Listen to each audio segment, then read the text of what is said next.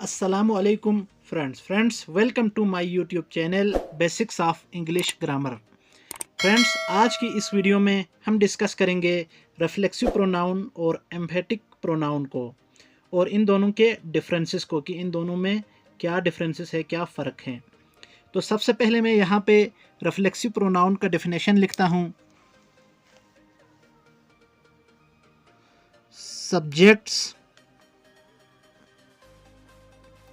subjects whose action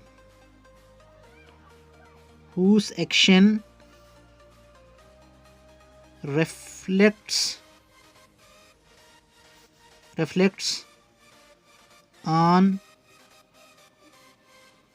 them are called reflexive pronoun. Reflexive pronoun. Reflexive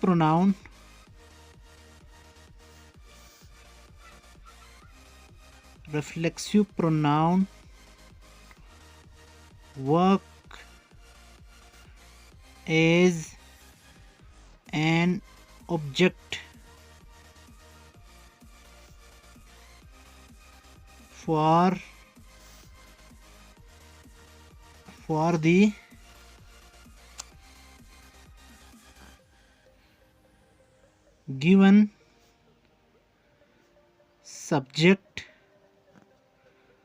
the given subject in a sentence. क्या है जी? Subjects whose action reflects on them are called reflexive pronoun. Subjects जिनका action उन्हीं पर reflect करता हो क्या कहलाता है? रिफ्लेक्सिव प्रोनाउन कहलाता है। रिफ्लेक्सिव प्रोनाउन ऑब्जेक्ट के तौर पर काम करता है दिए गए सब्जेक्ट के लिए किसी भी सेंटेंस में। रिफ्लेक्सिव प्रोनाउन सब्जेक्ट के लिए ऑब्जेक्ट के तौर पर काम करता है एक सेंटेंस में। यह हो गया जी इसका डेफिनेशन। अब कौन कौन से वर्ड्स रिफ्लेक्सिव प्रोनाउंस हैं? माई सेल्फ, मैं यहाँ पे लिखता हूँ myself, your self,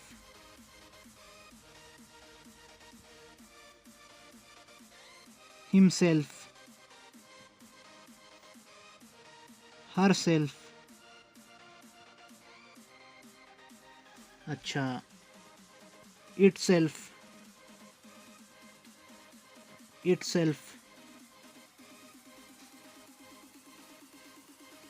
ourselves,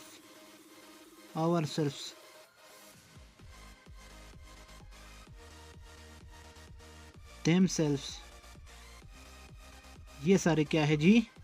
reflexive pronouns कहलाते हैं ये वर्ड्स। अब हम इसे सेंटेंस में कैसे यूज़ करते हैं, एग्जाम्पल्स के ज़रिए समझने की कोशिश करते हैं। फॉर एग्ज़ाम्पल यहाँ पे मैं एक सेंटेंस लिखता हूँ, I love my self. I love my self, मैं ख़ुद से मोहब्बत करता हूँ। अब इस सेंटेंस में मेरा एक्शन मुझ पर ही रिफ्लेक्ट हो रहा है, I love my self. Reflexive pronoun को पहचानने का तरीकाकार ये है कि इसमें सब्जेक्ट और ऑब्जेक्ट दोनों सेम पर्सन्स होता है। आई और माई सेल्फ दोनों सेम पर्सन्स हैं। फॉर एग्ज़ाम्पल यहाँ पे एक और सेंटेंस लिखता हूँ, ही hertz himself.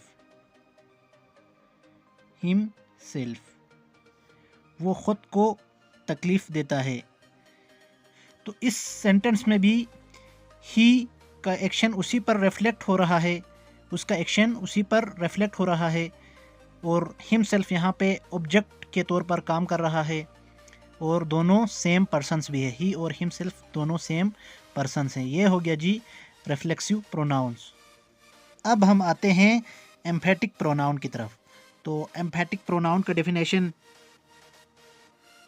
Emphatic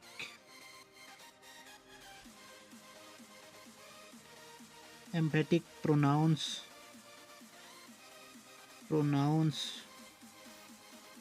are used to put more stress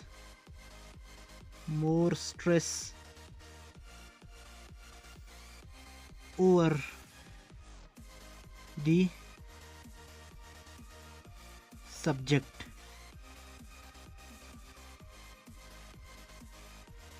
क्या है जी? एम्फेटिक प्रोनाउंस हम सब्जेक्ट के ऊपर ज़्यादा ज़ोर लगाने के लिए इस्तेमाल करते हैं।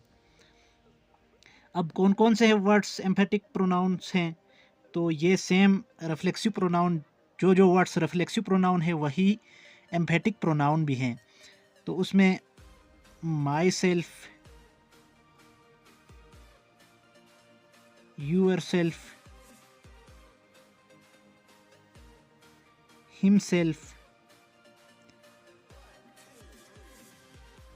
herself, itself, ourselves,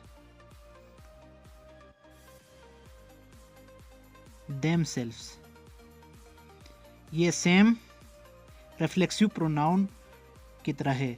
जो वर्ड्स रिफ्लेक्सिव प्रोनाउन है वही एम्फेटिक प्रोनाउन भी है।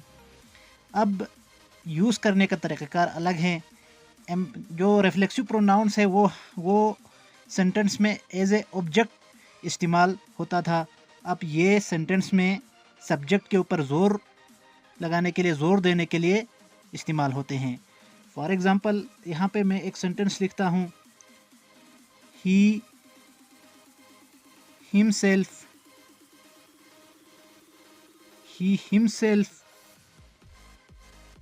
agreed to help me. He himself agreed to help me. वो खुद मेरी मदद करने पर राज़ी हो गया। अब इस सेंटेंस में हिमसेल्फ सब्जेक्ट के ऊपर, ही के ऊपर ज़ोर लगाने के लिए इस्तेमाल हुआ है, वरना ये सेंटेंस ही एग्रीड टू हेल्प मी भी हो सकता था, वो मेरी मदद करने पर राज़ी हो गया, ये भी हो सकता था। अब यहाँ पे हिमसेल्फ, वो खुद मेरी मदद करने पर राज़ी हो गया। यहाँ पे खुद का ये हिमसेल्फ वर्ड ही पर ज़ोर लगाने के लिए, सब्जेक्ट पर ज़ोर लगाने के लिए इस्तेमाल हुआ है, लिहाजा ये वर्ड यहाँ पे एम्फेटिक प्रोनाउन है। अब इन दोनों का डिफरेंस हमें यहाँ से क्लियर होता है। जो एम्फेटिक प्रोनाउंस हैं वो सेंटेंस में सब्जेक्ट के ऊपर ज़ोर लगाने के लिए इस्तेमाल होते हैं, और जो रिफ्लेक्सिव प्रोनाउंस हैं वो सेंटेंस में एज ए ऑब्जेक्ट इस्तेमाल होता है। तो यहाँ पे ये टॉपिक क्लियर हो गया। अगर वीडियो अच्छी लगे या आपकी नॉलेज में इजाफ़ा हुआ तो चैनल को ज़रूर सब्सक्राइब करें। Thank you so much. अल्लाह हाफिज़।